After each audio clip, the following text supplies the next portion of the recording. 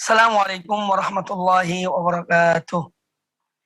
Innal hamdalillah nahmaduhu wa nasta'inuhu wa nastaghfiruh wa na'udzu billahi min shururi anfusina wa min sayyiati a'malina. May yahdihillahu fala mudilla lahu wa may yudlil fala hadiya lahu. Asyhadu an la ilaha illallah wahdahu la syarika lahu wa asyhadu anna Muhammadan abduhu wa rasuluh. Ya ayyuhalladzina amanu taqullaha haqqa tuqatih ولا تموتن إلا وأنتم مسلمون يا أيها الناس اتقوا ربكم الذي خلقكم من نفس واحدة وخلق منها زوجها وبث منهما رجالا كثيرا ونساء واتقوا الله الذي تساءلون به والأرحام إن الله كان عليكم رقيبا يا أيها الذين آمنوا اتقوا الله وقولوا قولا سديدا يصلح لكم أعمالكم ويغفر لكم ذنوبكم ومن يطع الله ورسوله فقد فاز فوزا عظيما أما بعد فإن أحسن الحديث كتاب الله وخير الهدي هدي محمد صلى الله عليه وآله وسلم وشر الأمور محدثاتها وكل محدثة بدعة وكل بدعة ضلالة وكل ضلالة في النار.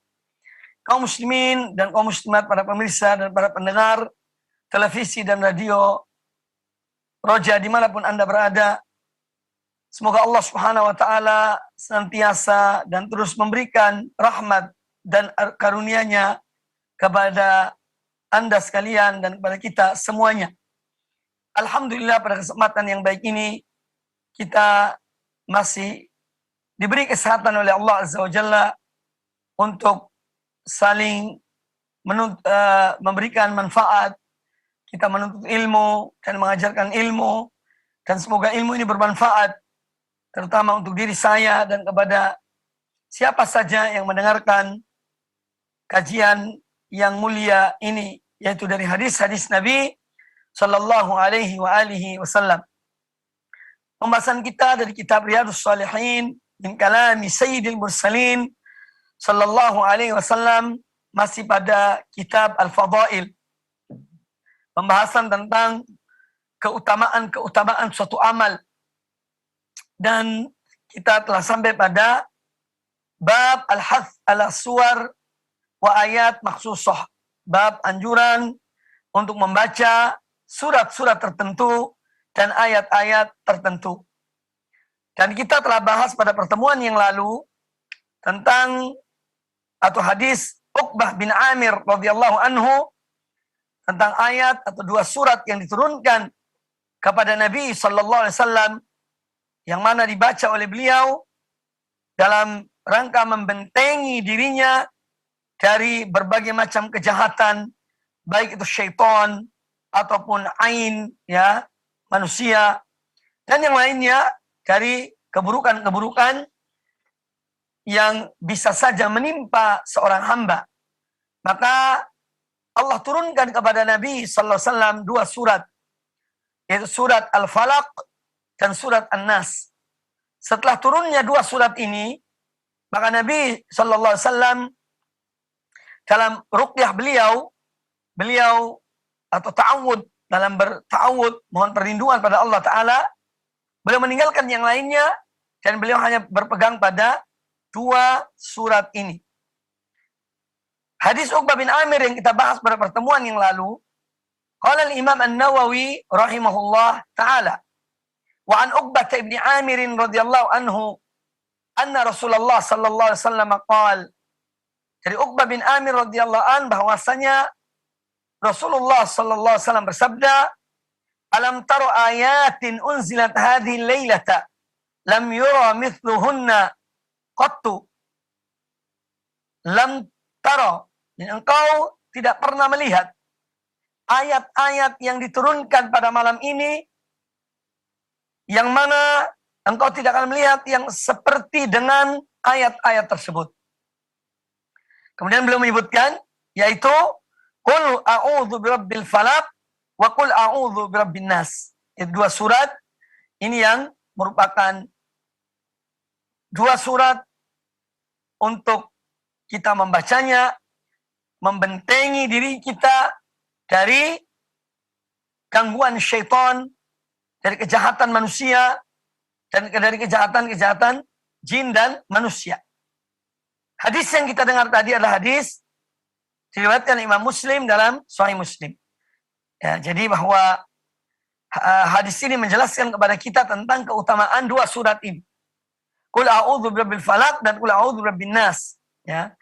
Dan bahwasanya dua surat ini adalah sebaik-baik yang diturunkan Allah Subhanahu wa taala kepada Rasulullah sallallahu alaihi wasallam dalam membentengi diri beliau dari godaan al-jin wal ins, godaan jin dan manusia, bahkan dari makhluk-makhluk yang lainnya yang dapat membahayakan seseorang. Kemudian hadis yang berikutnya, qala al-Imam An-Nawawi rahimahullah taala, wa an Abi Sa'id Al-Khudri radhiyallahu anhu qala, dan dari Abu Sa'id Al-Khudri radhiyallahu anhu beliau berkata, kana Rasulullah sallallahu alaihi wasallam yata'awwadhu minal janni wa 'ainil insani hatta nazalat al-mu'awwidhatan. Falamma nazalat akhadha bihima wa taraka ma siwahuma. Rawahu Tirmidzi wa qala haditsun hasanun.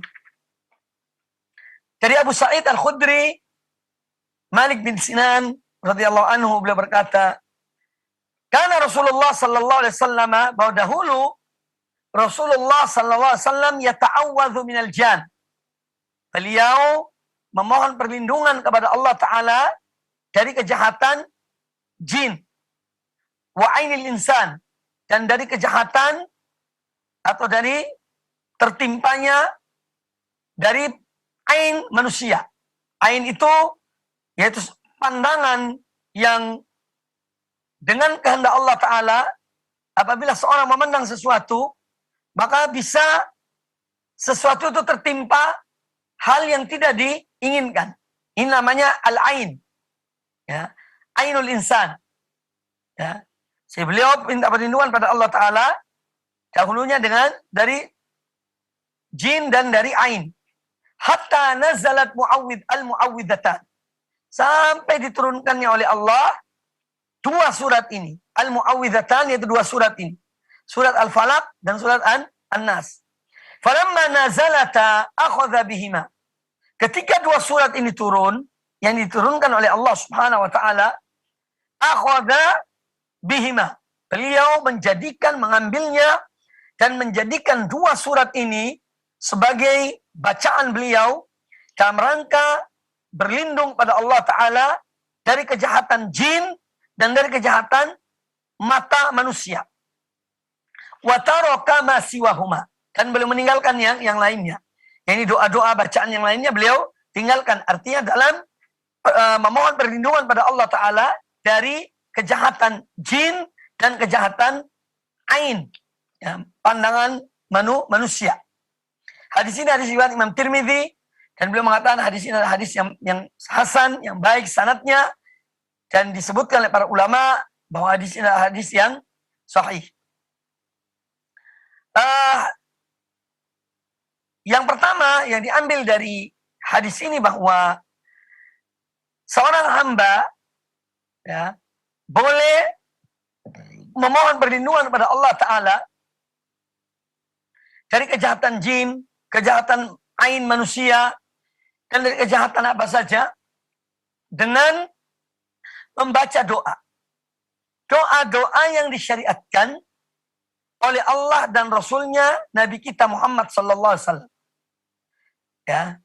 Jadi seorang dia pada dasarnya ya berdoa kepada Allah Ta'ala agar Allah melindungi dari kejahatan makhluk yang tidak kelihatan, yaitu jin, syaitan, ya, dan juga dari kejahatan pandangan mata manusia. Itu dengan doa yang kita, atau doa-doa yang disyariatkan, yang diajarkan oleh Nabi sallallahu alaihi wasallam. Ya. Selama doa itu adalah doa yang tidak mengandung kesyirikan. Karena kadang-kadang ada orang yang berdoa dan dalam doanya itu mengandung kesyirikan pada Allah Subhanahu wa taala. Nah, ini berbahaya. Ya. Nah, selama doa itu doa yang menunjukkan seorang hamba memohon perlindungan kepada Allah Azza wa Jalla dan tidak mengandung kata-kata atau kalimat-kalimat syirik dalam doa itu, ya, maka doa tersebut dibolehkan. Ini pada dasarnya. Kemudian juga yang diambil dari hadis ini, bahwa kalau saja Nabi Sallallahu Alaihi Wasallam, beliau manusia yang termulia, yang dijaga oleh Allah Ta'ala, dilindungi oleh Allah Subhanahu Wa Ta'ala, namun demikian beliau tetap dan selalu memohon perlindungan pada Allah Ta'ala dari kejahatan manusia, dari kejahatan jin, dari kejahatan makhluk-makhluk yang lainnya. Nah, apalagi kita sebagai manusia biasa, ya, yang kita ini tidak mempunyai kekuatan, kita bukan siapa-siapa, ya. Kalau Nabi Alaihissalam selalu memohon perlindungan pada Allah Ta'ala dari itu semuanya, nah apalagi kita sebagai manusia biasa, maka sudah seyogianya kita lebih banyak yang memohon perlindungan pada Allah Azza wa Jalla dari kejahatan jin dan manusia, dari kejahatan pandangan manusia, dari kejahatan makhluk-makhluk Allah yang lainnya. Ya. Ini kita harus selalu mohon pada Allah Subhanahu wa Ta'ala, mohon perlindungan. Karena ini dicontohkan oleh Nabi Sallallahu Alaihi Wasallam, dicontohkan oleh beliau alaihi salatu wassalam. Padahal beliau seorang yang dilindungi oleh Allah, seorang yang dijaga oleh Allah Subhanahu wa Ta'ala. Ya. Meskipun demikian, beliau terus berdoa kepada Allah Ta'ala, mohon perlindungan pada Allah Subhanahu wa Ta'ala. Kemudian juga pelajaran yang diambil dari hadis ini, bahwa dua surat, yaitu Al-Falaq dan An-Nas, Qul a'udzu birabbil falaq min syarri ma khalaq wa min syarri ghasiqin idza waqab wa min syarri naffatsati fil 'uqad wa min syarri hasidin idza hasad. Dan juga surat An-Nas, Qul a'udzu birabbin nas, malikin nas, ilahid nas, min syarril waswasil khannas, alladzi yuwaswisu fi sudurin nas minal jinnati wan nas. Nah, dua surat ini, ya, setelah diturunkan oleh Allah Ta'ala, maka Nabi Sallallahu Alaihi Wasallam menjadikan dua surat ini sebagai doa atau bacaan untuk meruqyah atau memohon perlindungan kepada Allah Subhanahu wa Ta'ala dari kejahatan jin dan manusia. Setelah turunnya dua surat ini, maka kalaupun seorang dibolehkan, dianjurkan membaca doa-doa yang lain, ya, tetapi kalau belum membaca dua surat ini, maka belum sempurna dalam melindungi diri kita dari godaan atau dari kejahatan jin dan manusia.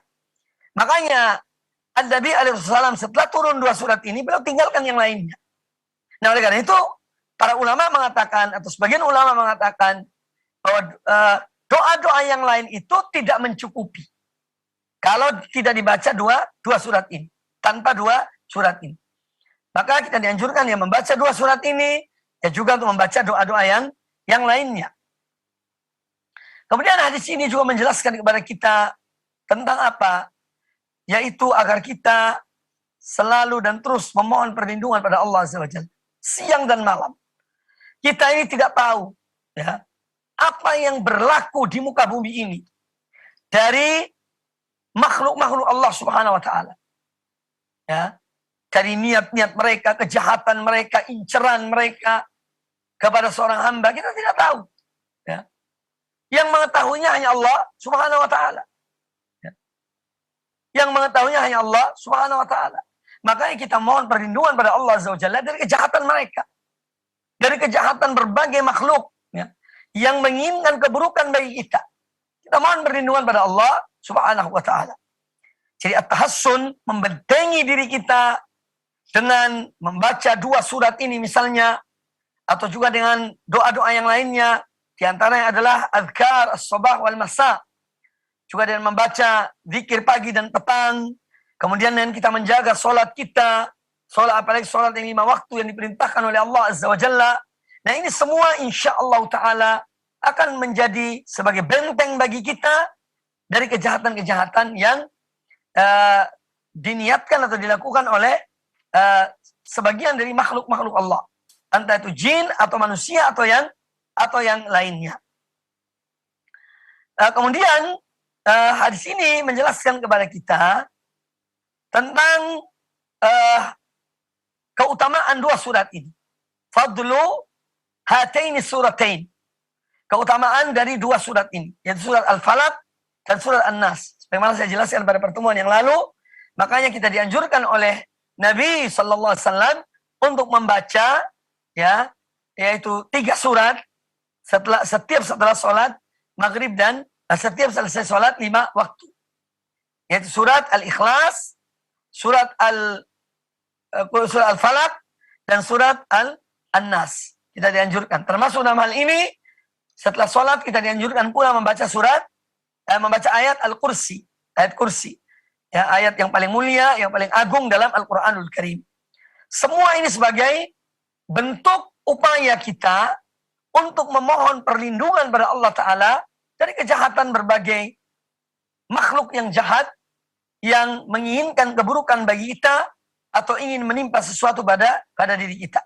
Makanya kita berlindung hanya kepada Allah Subhanahu wa Ta'ala. Seorang kalau dia bertawakal pada Allah, bergantung pada Allah, berlindung pada Allah, Allah yang akan melindunginya. Tetapi ketika dia meminta perlindungan pada selain Allah, ketika dia berharap kepada selain Allah, maka Allah biarkan dia. Allah biarkan hamba tersebut. Nah, oleh karena itu sebagai seorang beriman, ya, mari kita terus membentengi diri kita dari kejahatan-kejahatan makhluk-makhluk Allah. Ya, atau sebagian dari makhluk-makhluk Allah, jin dan manusia, dan yang lainnya yang menginginkan keburukan bagi seorang hamba. Kemudian hadis yang berikutnya. Qala al-Imam An-Nawawi rahimahullah ta'ala. Wa an Abi Hurairah radhiyallahu anhu anna Rasulullah sallallahu alaihi wasallam qaal, dan dari Abu Hurairah radhiyallahu an bahwasanya Rasulullah sallallahu alaihi wasallam bersabda, minal Qur'ani suratun 30 ayatan syafa'at li rajulin hatta ghufira lahu. Di dalam Al-Quran, ya, ada 1 surat. Jumlah ayatnya 30. Surat ini memberi syafaat kepada seorang hamba yang selalu membacanya hatta ghufira lahu, sampai hamba itu diampuni oleh Allah Subhanahu wa taala. Wahia, nah surat ini adalah Tabarakalladzi biyadihil mulku wa huwa ala kulli syai'in qadir. Yaitu surat Al-Mulk. Surat Al-Mulk yang ada pada permulaan juz yang ke-29. Nah, ini menunjukkan keutamaan surat Al-Mulk yang kita dianjurkan membacanya pada setiap malam. Ya, entah di awal malam atau mungkin di tengah atau di akhir malam. Intinya seorang dianjurkan, ya, untuk membaca surat Al-Mulk karena dia memberikan syafaat kepada seorang hamba dari azab Allah Subhanahu wa taala. Dan dia akan memberi syafaat pada seorang hamba dari sampai dia diampuni oleh Allah Subhanahu wa taala. Ada satu riwayat tentang surat ini dari ucapan Abdullah bin Mas'ud radhiyallahu anhu, beliau mengatakan, man qara'a tabarakalladzi biyadil mulku kulla lailatin. Ya. Barang siapa yang dia membaca surat Al-Mulk, ya, setiap malam, mana'ahu Allahu azza wa jalla biha min adzabil qabri. Niscaya Allah akan mencegah hamba ini yang membaca surat Al-Mulk ini dari azab kubur. Kemudian kata Abdullah bin Mas'ud radhiyallahu anhu, wa kunna fi ahdin Nabi sallallahu alaihi wasallam nusammiha al-mani'ah. Dan dahulu kami ketika di zaman Nabi sallallahu alaihi wasallam, kami menyebut surat ini dengan nama al-mani'ah. Al-mani'ah itu yang mencegah, yaitu mencegah dari adab kubur. Ya. Hadis ini dikeluarkan oleh Imam At-Tirmidzi dan disahihkan oleh Al-Imam Al-Albani rahmatullah alaih dari ucapan Abdullah bin Mas'ud ini. Dan tentu Abdullah bin Mas'ud berbicara tentang surat ini dan keutamaannya bukan dari diri beliau, tetapi dari Nabi sallallahu alaihi wasallam. Nah, kaum muslimin dan kaum muslimat rahimani wa rahimakumullah, hadis ini, yani hadis Abu Hurairah radhiyallahu anhu ini, dan juga apa yang disampaikan oleh Abdullah bin Mas'ud yang telah saya sebutkan tadi, ini menunjukkan keutamaan dari surat Tabarak atau surat Al-Mulk yang kita dianjurkan membacanya setiap malam. Ya. Kalau pun misalnya seorang pada suatu malam dia itu sibuk, ada suatu hal aktivitas yang dia yang tidak bisa ditinggalkannya, sehingga dia tidak membaca surat Al-Mulk, maka dianjurkan membacanya di pagi hari. Dianjurkan membaca di pagi hari. Kalau memang di malam hari dia tidak membacanya karena suatu hal. Kadang-kadang mungkin ketiduran, ya, karena capek, dia ketiduran, perlu membaca surah Al-Mulk, maka dibaca di pagi hari. Jadi hadis ini menjelaskan pada kita tentang keutamaan surah Al-Mulk. Kemudian juga hadis ini menjelaskan kepada kita tentang adanya azab kubur. Ya. Kita beriman pada adanya azab kubur bagi yang berhak mendapatkan azab kubur. Ya. Jadi azab kubur adalah hakun, satu yang benar. Ya, karena ada sebagian kelompok yang menyimpang dari Ahlus Sunnah wal Jamaah, menyimpang dari Quran dan Sunnah Nabi SAW. Mereka mengingkari adanya azab kubur. Ya, tapi Ahlus Sunnah wal Jamaah ya beriman kepada azab kubur adalah salah satu dari bagian akidah mereka yang terpenting. Ya, bahwa dalam kubur ada 3 hal. Dalam kubur ada tiga hal. Bagaimana saya sering jelaskan. Yang pertama adalah fitnatul qabr. Yaitu pertanyaan 2 malaikat kepada seorang hamba ketika dia meninggal dan dimasukkan dalam kuburnya. Ya. Akan datang 2 malaikat, Munkar dan Nakir. Ya. 2 malaikat yang tidak dikenal oleh orang yang mati ini. Ya. Makanya namanya Munkar. Munkar sesuatu yang diingkari. Sesuatu yang tidak dikenal. Nakir pun demikian. Artinya sesuatu yang tidak dikenal. Karena memang dia pertama kali datang. 2 malaikat ini kepada orang yang meninggal. Ya. Kemudian ditanya oleh mereka, 2 malaikat ini kepada orang yang meninggal. Ada 3 pertanyaan. Yang pertama, man rabbuka? Siapa Rabbmu? Siapa Tuhanmu? Siapa yang kau sembah di dunia ini ketika hidup? Makanya orang yang beribadah pada Allah Azza wa Jalla, yang taat pada Allah Subhanahu wa taala, yang mentauhidkan Allah Subhanahu wa taala, yang tidak bergantung pada selain Allah, yang tidak merengek pada selain Allah, dia akan mengatakan bahwa Allah adalah Rabbku. Allah Tuhanku. Allah sembahanku. Ya. Kemudian pertanyaan kedua, wa ma dinuka? Dan apa agamamu? Apa agamamu? Kalau dia seorang muslim, yang dia betul-betul Islam yang baik, dia sebagai seorang muslim yang baik, dia beriman kepada rukun iman, rukun Islam, dan dia mengerjakan kewajiban-kewajiban yang Allah wajibkan kepadanya, ya, maka dia akan mampu menjawab pertanyaan 2 malaikat itu. Bahwa Islam adalah agamanya. Dan Islam yang dimaksud dalam pertanyaan tersebut adalah Islam yang diturunkan kepada Rasulullah Sallallahu Alaihi Wasallam, kepada Nabi kita Muhammad Sallallahu Alaihi Wasallam. Bukan Islam yang dibuat-buat oleh manusia, bukan Islam yang direkayasa oleh manusia, ya, yang terkadang menyimpang dari tuntunan Islam yang sebenarnya. Bukan itu yang ditanya, dan itu tidak akan ditanya. Bahkan itu akan menjadi dosa bagi orang yang percaya kepada Islam yang diada-adakan. Jadi Islam yang ditanya oleh Nabi ditanya oleh 2 malaikat itu adalah Islam yang diturunkan kepada Rasulullah Sallallahu Alaihi Wasallam. Kemudian pertanyaan ketiga itu tentang Nabi Sallallahu Alaihi Wasallam. Wa man hadzal rajulu alladzi bu'itsa fikum? Siapa orang ini? Yaitu Rasulullah SAW yang dimaksud, yang diutus pada kamu sekalian. Ya.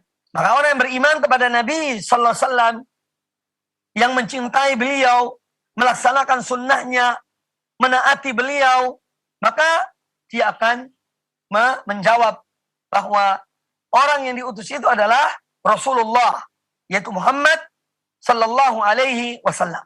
Ini fitnatul qabr. Ini yang pertama. Kemudian yang kedua, dalam kuburan itu, hal yang kedua adalah nikmat kubur. Kalau seorang hamba yang meninggal, dia mampu menjawab 3 pertanyaan itu, ya, dia jawab dengan baik. Allah menetapkan lisannya untuk menjawab pertanyaan 2 malaikat itu, maka dia akan mendapatkan nikmat-nikmat kuburan.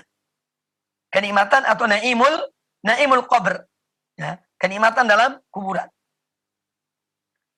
Ini yang kedua. Jadi ada nih nikmat. Pertama fitnatul qabr, itu pertanyaan. Kemudian yang kedua adalah nikmat kubur bagi orang yang bisa menjawab pertanyaan ini. Maka dia akan diberikan kenikmatan dalam kuburnya. Kemudian yang ketiga, yaitu adab kubur. Juga tergantung pada pertanyaan. Kalau seorang bisa menjawab pertanyaan tersebut, maka kalau seorang tidak bisa menjawab pertanyaan itu, maka dia akan diadab dalam kuburnya. Ya, sesuai dengan amal perbuatannya. Nah, ini tiga hal yang ada berkaitannya dengan kuburan, yaitu fitnatul qabri, adzabul qabri, dan naimul qabr. Ya, nikmat fitnah yang ada yang berupa pertanyaan dalam kuburan, kemudian nikmat, ya, dan yang ketiga adalah azab kubur. Jadi ketika kita mengetahui bahwa membaca surat Al-Mulk ini dapat mencegah dari azab kubur, ini menunjukkan bahwa azab kubur itu memang ada. Dan ini akidah yang dimiliki oleh Ahlus Sunnah wal Jamaah, yang menjadi keyakinan mereka dalam masalah akidah. Kemudian hadis ini juga menjelaskan kepada kita tentang kitab Allah, itu Al-Quranul Karim, juga bisa memberikan syafaat pada seorang hamba, terutama mereka yang selalu membacanya, ya, yang selalu membaca Al-Quranul Karim. Ana al-lail wa atrafan nahar. Ya, mereka selalu membaca di siang hari maupun di malam hari. Mereka membacanya, kemudian mereka mengamalkannya. Maka ini akan mendapat syafaat dari Allah Subhanahu wa ta'ala, dari Al-Quranul Karim di hari kiamat kelak. Kemudian dari sini juga menjelaskan kepada kita bahwa memang bilangan surat itu pun dari Nabi SAW. Bukan dikarang-karang oleh sahabat. Makanya Rasulullah SAW mengatakan dalam hadis ini, minal Qur'ani suratun thalathuna ayah. Ya, bahwa di dalam Al-Quran itu ada satu surat, ya, yang jumlah ayatnya 30. Nah, ini menunjukkan apa? Menunjukkan bahwa bilangan ayat dalam surat itu pun adalah merupakan bagian dari wahyu Allah Ta'ala. Ya. Sehingga disebutkan oleh Nabi SAW 30 ayat. Itu bilangan surat atau bilangan ayat. Bilangan surat ada 114 surat dalam Al-Quranul Karim. Ya, kalau ayat ya masing-masing surat dengan jumlah ayatnya. Kemudian hadis yang berikutnya. Qala al-Imam An-Nawawi rahimahullah ta'ala. Wa an Abi Mas'ud al-Badri radhiyallahu anhu, anin Nabi sallallahu alaihi wasallam qala, dari Abu Mas'ud, kalau tadi Ibnu Mas'ud, yang saya bawa riwayatnya itu Ibnu Mas'ud. Sedangkan riwayat ini adalah Abu Mas'ud. Wa an Abi Mas'ud, dari Abu Mas'ud al-Badri. Al-Badri artinya beliau salah seorang yang mengikuti perang Badar. Ya, tentu memiliki keutamaan. Allah mengampuni dosa-dosa mereka. Orang-orang yang mengikuti perang Badar Al-Kubra yang terjadi pada tahun kedua Hijriyah. Ya, makanya disebut namanya di sini Abu Mas'ud al-Badri. Ini menunjukkan keutamaan mereka. Orang-orang para sahabat ahli Badar yang mereka mengikuti peperangan Badar. Dari Abu Mas'ud al-Badri radhiyallahu anhu, beliau berkata, anin Nabi sallallahu alaihi wasallam qala, dari Nabi sallallahu alaihi wasallam beliau bersabda, man qara'a bil ayataini min akhir suratil Baqarati fi lailatin kafatah. Hadis muttafaqun alaih. Ya, man qara'a bil ayatain. Barang siapa yang membaca dua ayat. Min akhir suratil Baqarah, dua ayat terakhir dari surat yang kedua, yaitu surat Al-Baqarah. Fi lailatin, pada suatu malam, artinya setiap malam dia membaca dua ayat itu, kafatah, niscaya dua ayat ini ya akan melindunginya, dari hal-hal yang dibencinya. Dari hal-hal yang tidak menyenangkannya. Ya. Ini yang dimaksud dengan hadis ini. Jadi hadis ini menjelaskan kepada kita keutamaan dua ayat terakhir dari surah Al-Baqarah. yaitu amana rasulu bima unzila ilaihi min rabbih wal mu'minun kullun amana billahi wa malaikatihi wa kutubihi wa rusulih la nufarriqu baina ahadin min rusulih wa qalu sami'na wa ata'na ghufranaka rabbana wa ilaikal masir. La yukallifullahu nafsan illa wus'aha laha ma kasabat wa 'alaiha maktasabat.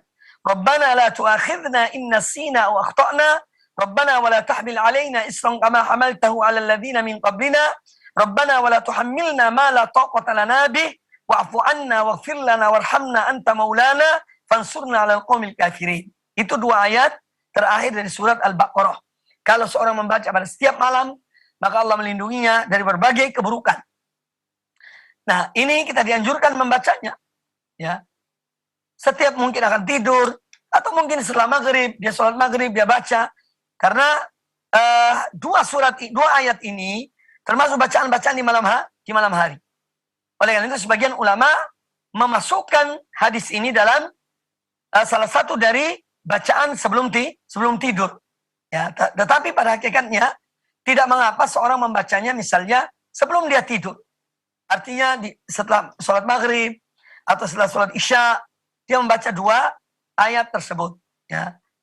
Dan maknanya apabila dilihat ya terjemahan dari dua ayat ini yang memiliki tentu keutamaan, ya makna yang demikian mulianya, ya yang menunjukkan yang menunjukkan keutamaan dari dua ayat tersebut. Yaitu seorang mohon perlindungan pada Allah Subhanahu wa taala. Mohon kemenangan dari Allah Subhanahu wa taala. Jadi hadis ini menjelaskan kepada kita tentang keutamaan dua ayat terakhir dari surat Al-Baqarah.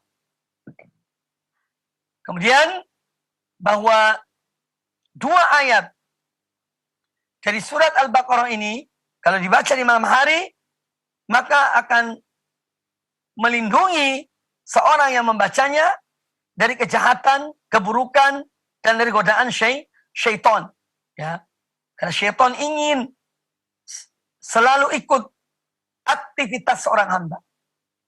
Ketika dia makan, syaitan ingin nimbrung dalam makan. Ketika dia tidur, juga demikian. Syaitan ingin nimbrung bersama orang itu, tidur bareng. Makanya kita disuruh ya untuk membaca yakni bismillah pada setiap akan mengerjakan sesuatu. Kita dianjurkan memperbanyak ta'awud, mohon perlindungan pada Allah dari kejahatan syaitan. Ini semua dalam rangka menjaga diri kita, membentengi diri kita dari makhluk yang kita tidak melihatnya, yaitu syaitan.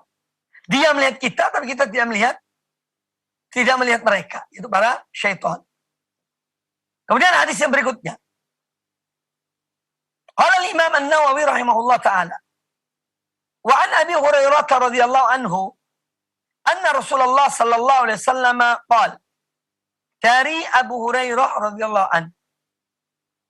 Beliau berkata bahwasanya Rasulullah sallallahu alaihi wasallam bersabda, "La taj'alu buyutakum maqabira." La taj'alu buyutakum maqabira. Janganlah kalian menjadikan rumah-rumah kalian itu ibarat kuburan. Inna syaitana yanfiru minal baiti alladhi tuqra'u fihi suratul Baqarah. Sesungguhnya syaitan itu akan lari menjauh dari rumah yang dibacakan padanya surat Al-Baqarah. Hadis ini hadis sahih dengan Imam Muslim di dalam Sahih Muslim. Nah, hadis ini menjelaskan kepada kita tentang tidak bolehnya kita menjadikan rumah kita seperti kuburan. Apa arti kuburan? Ya, kuburan itu yang orang seperti orang mati. Apa ada orang mati baca Quran? Ya. Seorang kalau sudah meninggal, ya sudah selesai. Dan ini juga sebagai dalil yang menunjukkan bahwa ya memang tidak ada baca Quran di kuburan. Ya. Tidak ada baca Quran di kuburan. Baca Quran di rumah. Ya. Supaya syaitan lari dari rumah kita. Ya. Adapun kita ketika ziarah kubur, kita mendoakan. mendoakan orang yang telah meninggal. Yang doa-doa yang diajarkan oleh Nabi Sallallahu Alaihi Wasallam ketika ziarah kubur.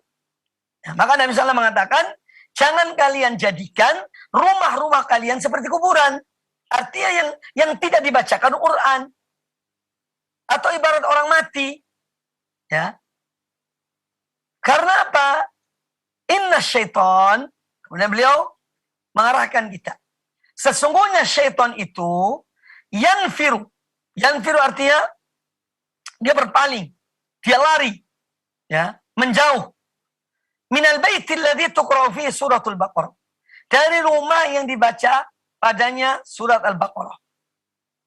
Jadi membaca Quran ini adalah sesuatu yang mulia. Kita baca di rumah kita. Baik dari surat yang pertama sampai surat yang terakhir. Namun hadis ini tentu memberikan penjelasan kepada kita tentang keutamaan surat Al-Baqarah. Ya. Keutamaan surat Al-Baqarah. Karena memang judul bab ini adalah tentang keutamaan sebagian surat atau sebagian ayat-ayat Al-Quranul Karim. Tadi kita telah mendengar keutamaan membaca surat Al-Mulk setiap malam. Nah, sekarang ada keutamaan yang lain dari surat Al-Baqarah. Ya. Bahwa orang yang atau rumah yang di sana dibacakan surat Al-Baqarah, itu akan menjadikan syaitan lari dari rumah tersebut. Menjauh dari rumah tersebut. Ya.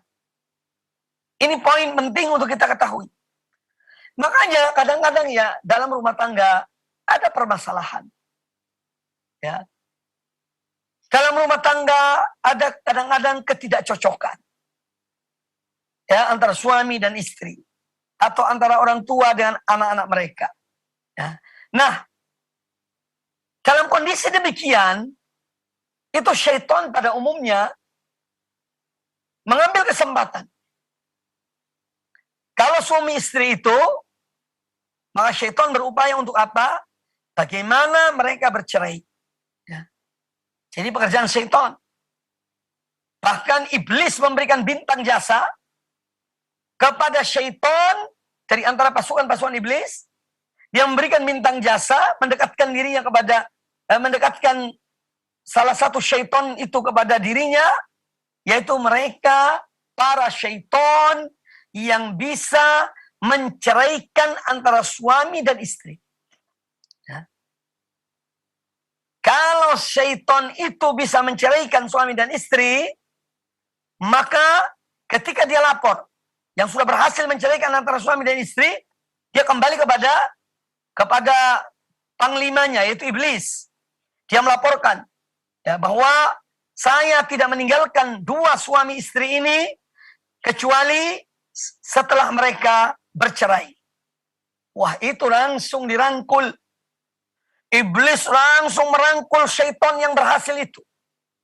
Berhasil dalam menceraikan suami dan istri. Kemudian didudukkan di tempatnya, di dekatnya, menjadi orang-orang yang dekat dengan iblis. Nah, maka dari itu, misalnya suatu saat, ya memang kita dianjurkan membaca dan sering membaca surah Al-Baqarah di rumah kita itu.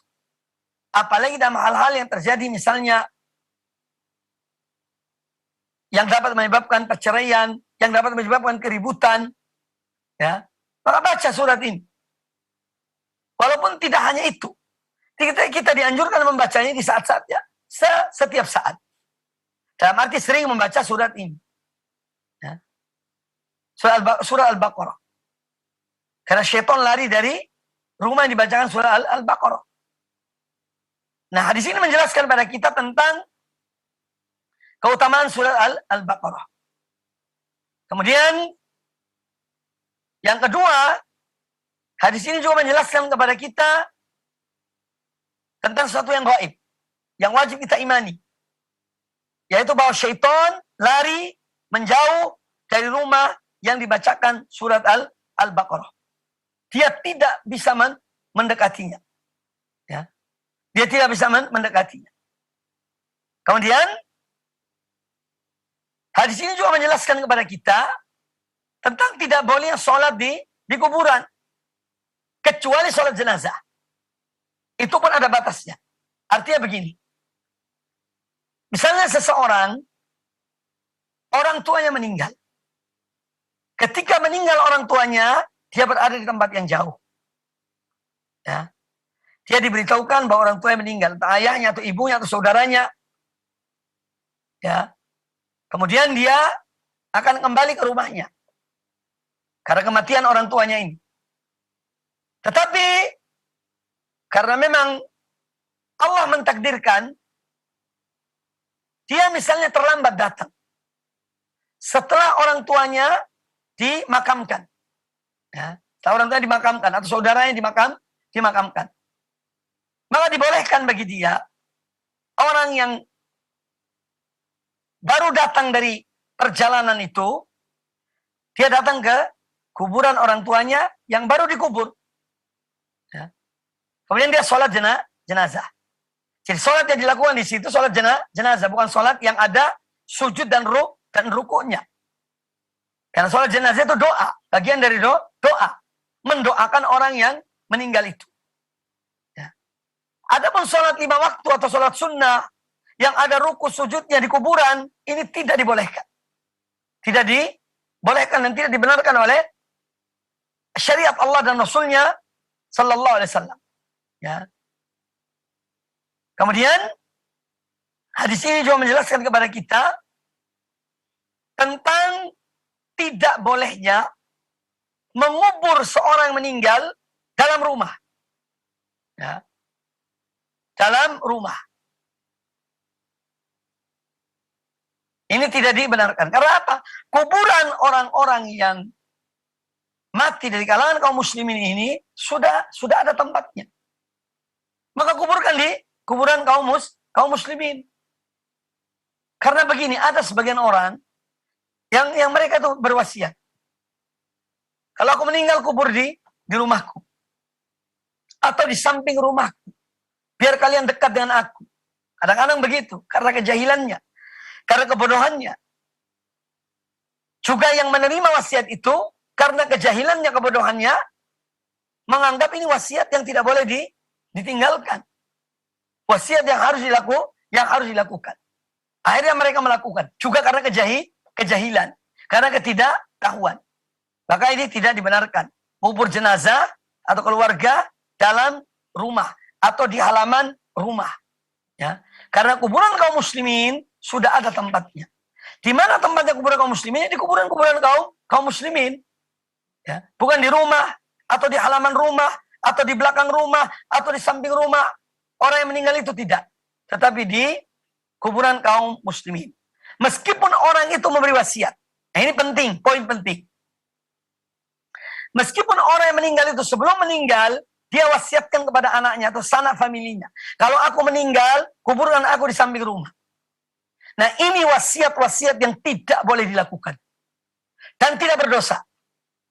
Orang yang tidak melakukannya tidak berdosa. Ya. Orang yang tidak melakukan wasiat ini tidak berdosa.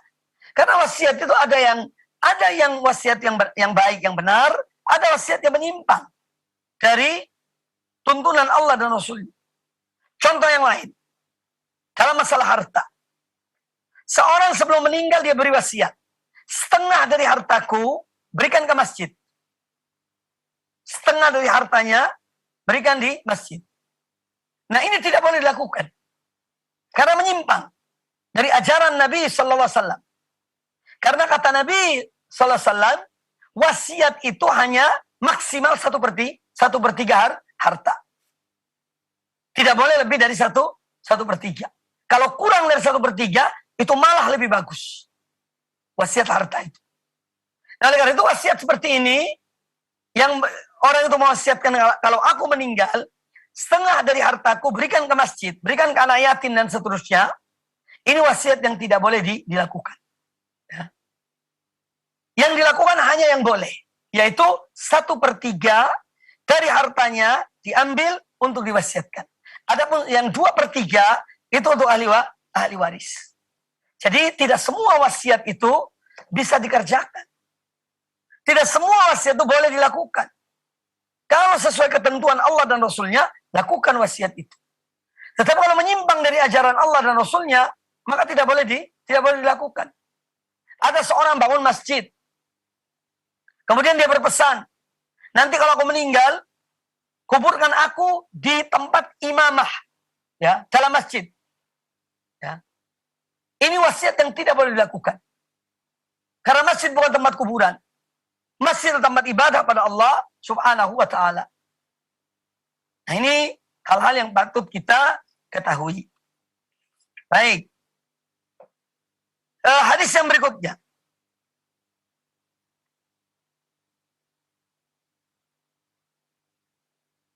Kata Imam An-Nawawi rahimahullah, wa an Ubay bin Ka'ab radhiyallahu anhu qala, dari Ubay bin Ka'ab radhiyallahu an, beliau berkata, qala Rasulullah sallallahu alaihi wasallam, ya Abul Mundhir.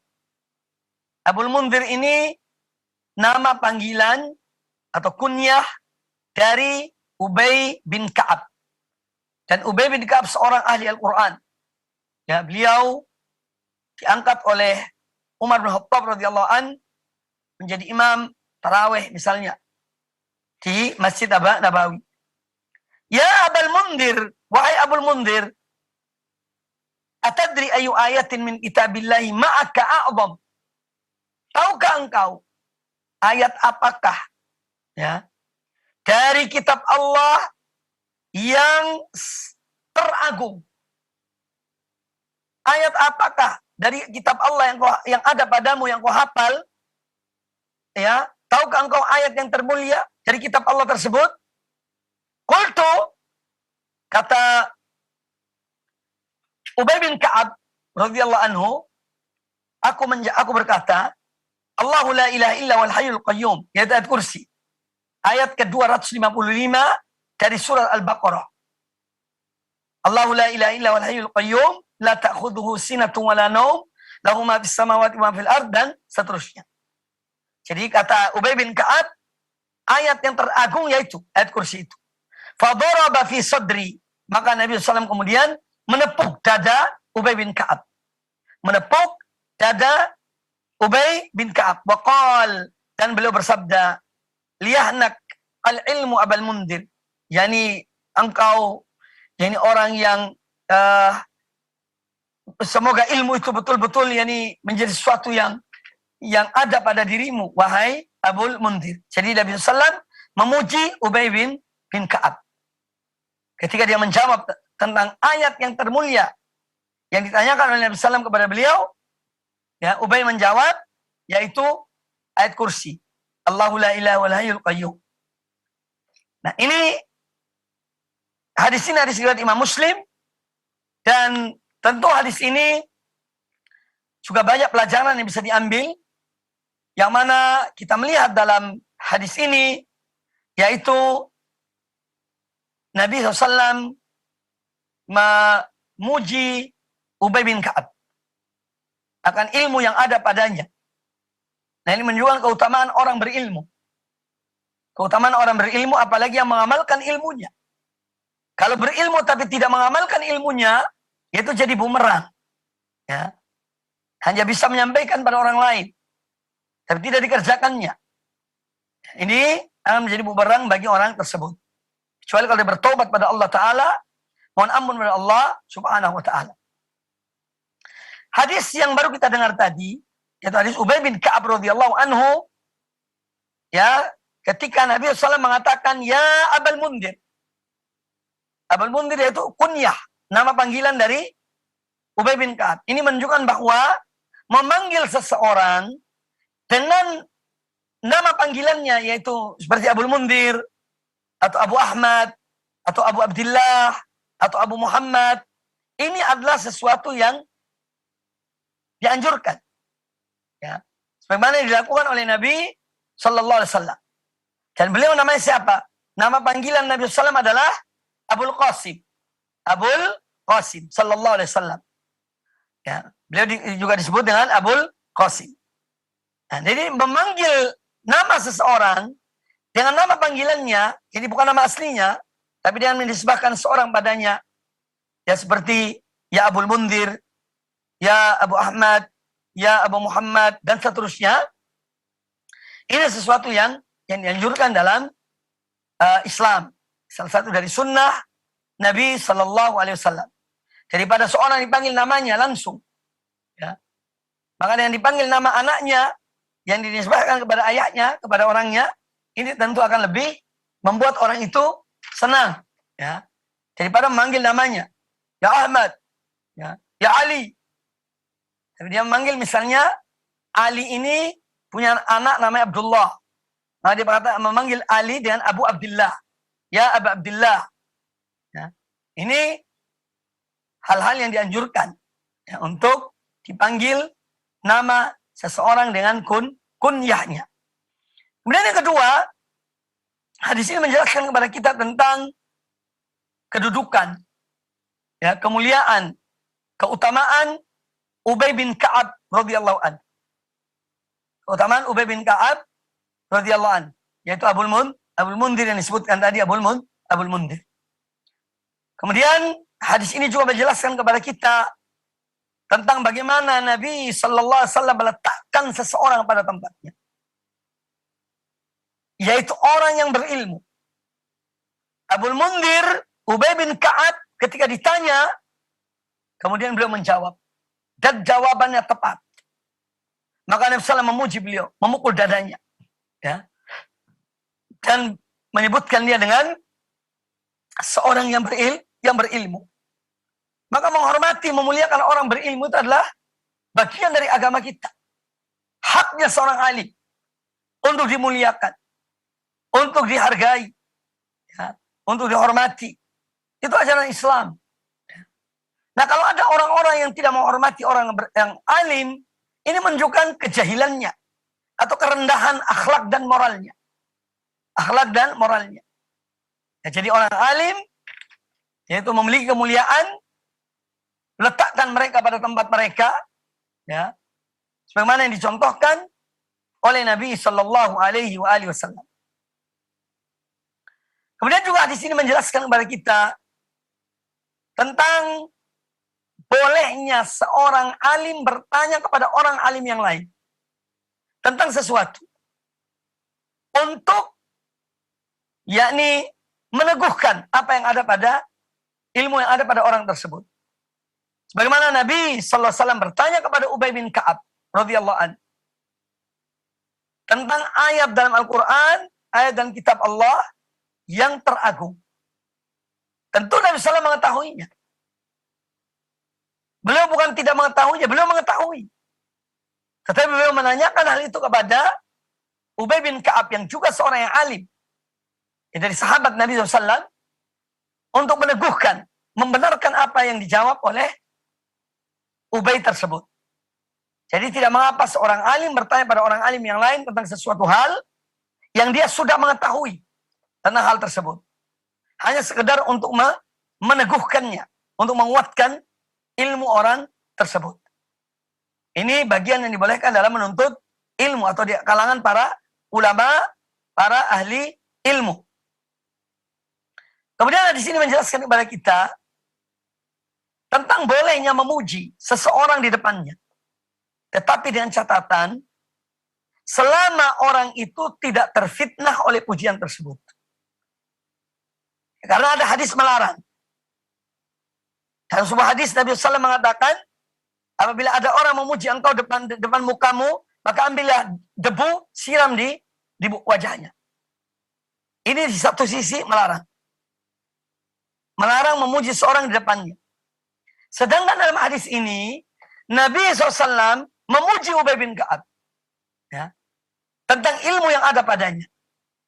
Nah, lalu bagaimana kita mengumpulkan dua hal ini, antara dua yang kelihatannya bertentangan? Jawabannya adalah bahwa seorang boleh memuji seseorang di depan mukanya selama orang ini aman dari fitnah. Karena manusia itu macam-macam. Ada orang kalau dipuji menjadi lupa diri karena pujian orang kepadanya, menjadi terfitnah. Ya.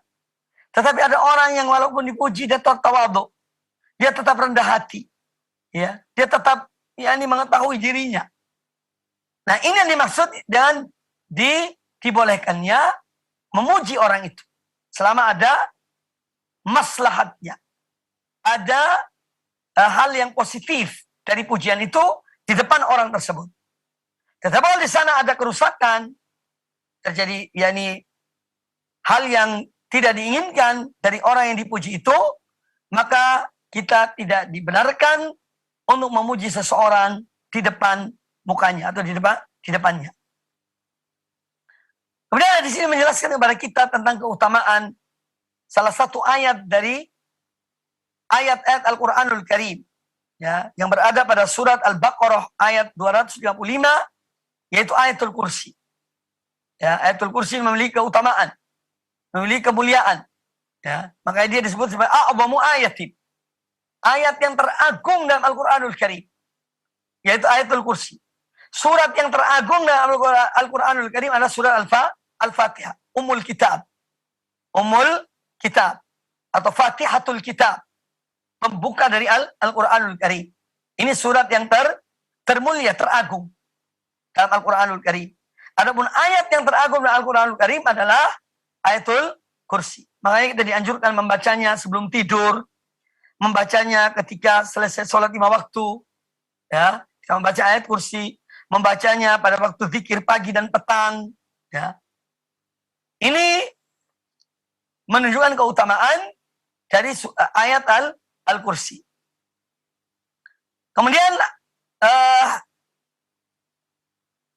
hadis ini menjelaskan pula kepada kita atau memberikan pelajaran kepada kita tentang mengetahui fadilah Al-Quran atau surat-surat Al-Quranul Karim atau ayat-ayat Al-Quranul Karim itu bersumber dari hadis-hadis Nabi Sallallahu Alaihi Wasallam, bukan dari kepala seseorang. Ya. Karena ada sebagian manusia menulis keutamaan, kemuliaan suatu surat, padahal tidak ada dasarnya, tidak ada landasannya, atau kalaupun ada lemah hadisnya, tidak bisa dijadikan dalil. Ya, maka kita mengambil ilmu tentang keutamaan surat-surat Al-Quran atau ayat-ayat Al-Quranul Karim itu berdasarkan hadis-hadis yang sahih dari Nabi Sallallahu Alaihi Wasallam, bukan dari hadis-hadis yang dhaif, bukan dari hadis-hadis yang lemah. Bahkan kadang-kadang ada hadis maudhu, hadis palsu, menjelaskan tentang keutamaan dalam surat-surat Al-Quranul Karim. Sama halnya dengan adanya kitab-kitab yang menunjukkan keutamaan Asmaul Husna yang dibuat oleh sebagian orang. Barang siapa membaca nama ini sekian kali akan begini dan begitu. Barang siapa yang mengucapkan nama ini ya sekian ratus kali misalnya, maka dia akan begini dan begitu. Ini semua tidak ada landasannya. Dibuat oleh manusia. Kemudian diperjualbelikan. Maka mari kita mengambil ilmu dari sumber aslinya. Ya. Karena satu amalan yang dilakukan dengan ilmu yang benar, ada landasannya, ada dasarnya, kemudian dilakukan dengan ikhlas karena Allah Ta'ala, maka ini amalnya diterima.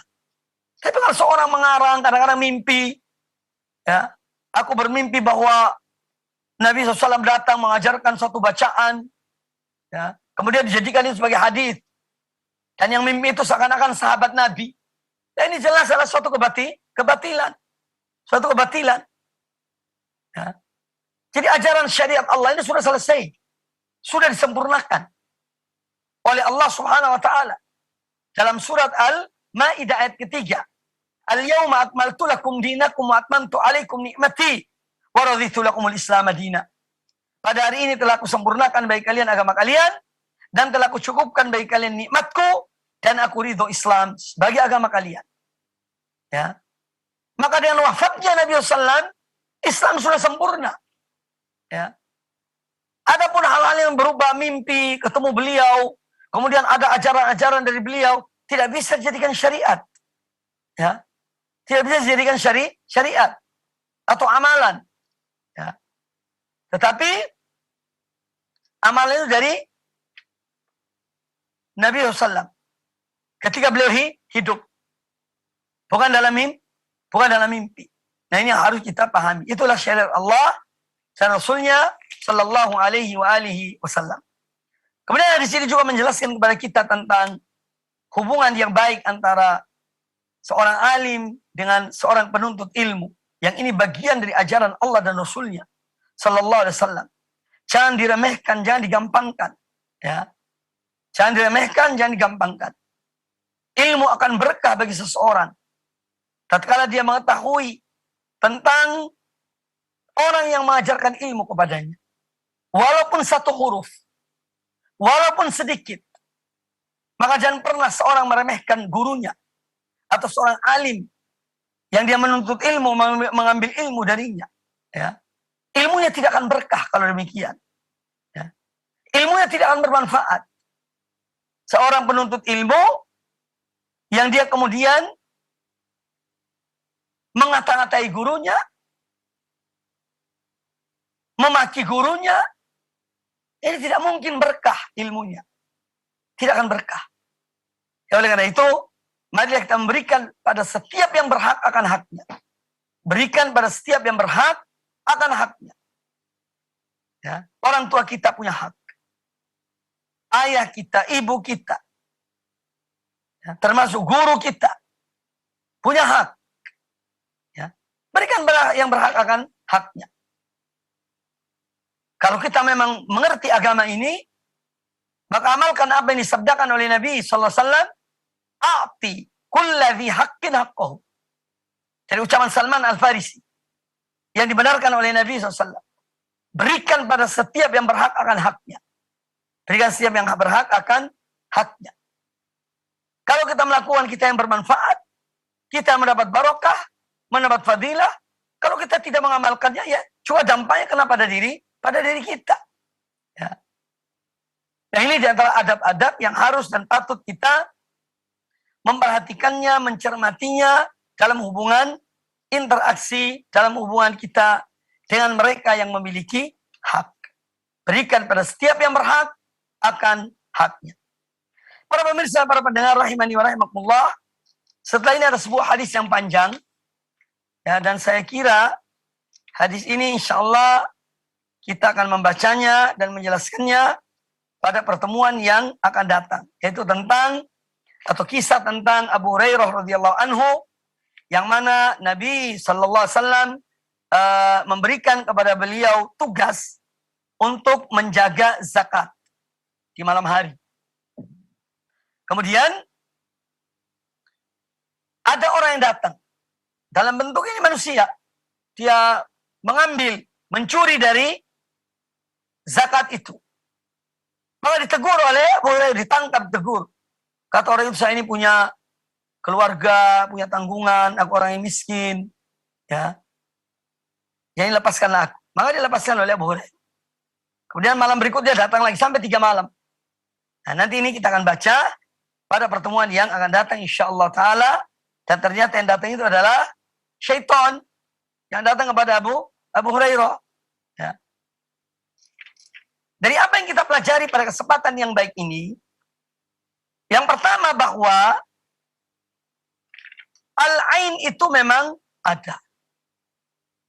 Ain, pandangan seseorang yang bisa menimpakan sesuatu pada orang yang dipandangnya. Ya. Makanya kita kalau melihat sesuatu, mengagumi sesuatu, yang kita lihat misalnya, apalah sesuatu yang kita kagumi pada diri seseorang misalnya, hendaknya kita membaca Masya Allah. Ya, menyebut nama Allah. Ya, Masya Allah. Ya, Tabarak Allah. Supaya apa? Tidak terkena ain dari apa yang kita lihat itu. Jadi al-ain itu adalah al-isabatu bil aini. Seorang tertimpa sesuatu karena pandangan orang lain kepada orang itu. Ya. Dan ini adalah merupakan sesuatu yang nyata. Dan bagian dari takdir Allah SWT. Dia tidak akan menimpa kecuali dengan takdir Allah. Ya. Jadi al-ain tidak akan menimpa seorang kecuali dengan takdir Allah Subhanahu wa taala. Makanya Nabi SAW di sini setelah turunnya 2 surat, Qul a'udzu birabbil falaq dan Qul a'udzu birabbin nas, ya, beliau selalu membacanya untuk melindungi diri dari kejahatan jin atau syaitan dan dari al-ain. Dari keburukan al-ain, pandangan orang kepada seseorang. Kemudian juga yang kita ambil dari apa yang kita bahas pada kesempatan yang baik ini adalah tentu keutamaan 2 surat itu. Ya, 2 surat Qul a'udzu birabbil falaq, Qul a'udzu birabbin nas. Kemudian juga keutamaan surat Al-Mulk yang dia sebagai pencegah seseorang dari azab kubur. Dan dianjurkan membacanya setiap malam. Dianjurkan membacanya pada setiap malam. Itu surat Al-Mulk. Jumlah ayatnya ada 30 ayat. Ya. Kemudian juga keutamaan membaca surat Al-Baqarah di rumah kita. Supaya syaitan lari, ya, dari rumah kita. Jauh dari rumah kita. Sering-seringlah membaca surat Al-Baqarah. Ini menunjukkan keutamaan surat Al-Baqarah. Kemudian jadikan rumah kita seperti kuburan. Tidak pernah ada bacaan Quran di rumah kita. Siang malam sibuk terus. Sibuk dengan pekerjaan, sibuk dengan dunia, sibuk dengan istri dan anak, sibuk dengan harta. Sampai-sampai rumahnya tidak pernah terdengar bacaan Al-Quran. Jangan sampai demikian. Ya. Jangan sampai kita jadikan rumah kita seperti kuburan. Ya. Tapi jadikan rumah itu rumahnya orang yang hidup. Ada penghuninya di dalamnya. Mereka membaca Al-Quranul Karim. Salah satunya adalah membaca surat Al-Baqarah. Syaitan lari menjauh dari rumah tersebut. Kemudian juga dari yang kita bahas pada hari ini menjelaskan keutamaan 3 ayat dalam Al-Quran dalam surat Al-Baqarah. Ya. Yang pertama 2 ayat terakhir surat Al-Baqarah. Kalau dibaca di malam hari, maka seorang hamba akan dilindungi oleh Allah dari berbagai keburukan. 2 ayat surat Al-Baqarah yang terakhir. Ya. Kemudian keutamaan surat ayatul kursi. Ayat 255 dari surat Al-Baqarah. Ya, ini juga memiliki keutamaan, ya, dapat melindungi seorang dari kejahatan syaitan. Nanti akan kita bahas hadisnya pada kesempatan yang akan datang insyaallah taala. Kemudian bahwa ilmu kita ambil dari sumbernya. Islam ini bersumber dari wahyu Allah. Bersumber dari Rasulullah sallallahu alaihi wasallam. Ya, maka ambillah ilmu dari sumbernya. Jangan kita ambil ilmu dari yang bukan sumbernya. Salah mengambil, salah penerapan, maka amal itu akan tertolak. Tapi kalau kita mengambilnya dan kita menerapkannya secara benar, sesuai dengan tuntunan Allah dan Rasulnya, kemudian kita kerjakan dengan ikhlas, maka insya Allah amal kita diterima oleh Allah Subhanahu Wa Taala. Ya. Itu pentingnya ilmu. Ada kajian, mendatangi majelis-majelis ilmu yang mengajarkan Quran dan Sunnah dan pemahaman yang benar, bukan dengan hawa nafsu. Ya, karena ada orang juga mengajarkan ilmu tapi yang diikuti hawa nafsunya. Ayat ditakwilkan sesuai hawa nafsunya. Hadis ditakwilkan sesuai hawa nafsunya. Perkataan ulama ditakwilkan sesuai hawa nafsunya. Kalau cocok dengan hawa nafsunya dipakai, ya. Dipakai. Kalau tidak cocok dengan hawa nafsunya, ya, dia membuangnya. Naudzubillah, naudzubillah min dzalik. Ya. Ini adalah seburuk-buruknya orang. Ya. Yang menjadikan ayat Quran dan hadis Nabi SAW mengikuti hawa nafsunya. Naudzubillah. Ya. Jangan ambil ilmu dari orang-orang seperti ini. Ya. Yang mentakwilkan, mengartikan, menggiring ayat dan hadis dan perkataan para ulama untuk kepentingan pribadi, untuk hawa nafsu, untuk syahwatnya. Naudzubillah. Hati-hati. Ya. Kita menuntut ilmu dari orang yang menghendaki kebaikan untuk diri kita. Dia ingin menyelamatkan kita dan ikhlas karena Allah Ta'ala. Ya. Itu tempatnya kita menuntut ilmu. Orang berilmu dan menginginkan kebaikan bagi kita. Dia inginkan kebaikan. Dia cinta kepada kita karena Allah. Kalau kita keliru, diingatkan dengan cara yang baik. Kalau kita benar, diberikan sugesti untuk melanjutkan yang benar itu. Ya. Itulah orang-orang mukhlisin yang ikhlas karena Allah Ta'ala dalam mereka mengajarkan ilmu. Makanya mereka diberi kemuliaan oleh Allah Ta'ala. Seperti ulama-ulama salaf dahulu, bahkan ulama-ulama yang juga hidup di masa kita, yang mereka ikhlas karena Allah, menuntut, mengajarkan ilmu, memberikan pelajaran pada umat. Dia niat ikhlas, menginginkan kebaikan bagi umat ini. Ya, agar mereka tetap berada di atas jalan yang benar. Ini contoh dan teladan kita. Sebagaimana saya sebutkan pada pertemuan dalam kesempatan yang lain.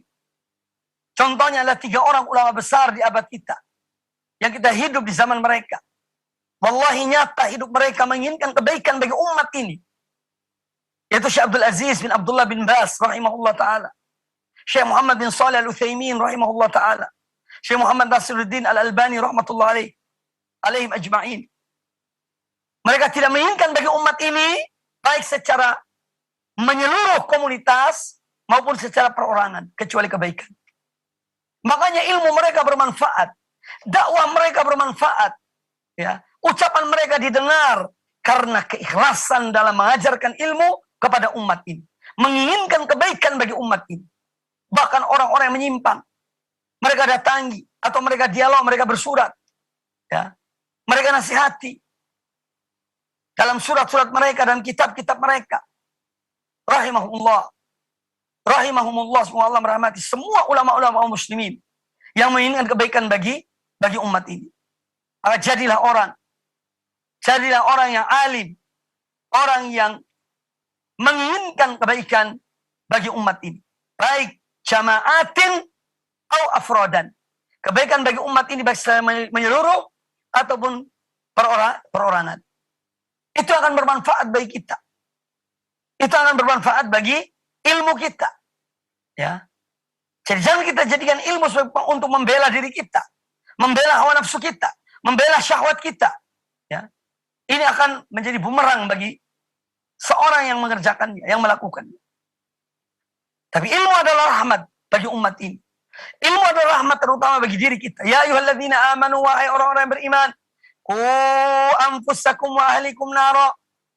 Jagalah, peliharalah diri kalian dan keluarga kalian dari azab api neraka. Maka ilmu yang menjadi rahmat pertama kali seyogianya seharusnya untuk diri kita. Kemudian keluarga kita, kemudian kepada umat, kepada orang lain. Insya Allah kalau demikian akan diberkahi oleh Allah Subhanahu wa ta'ala. Semoga apa yang disampaikan bermanfaat bagi kita semuanya. Dan semoga Allah Subhanahu wa ta'ala senantiasa menudahkan kepada kita ilmu yang bermanfaat dan amal yang soleh. Wallahi ucapan ini berat.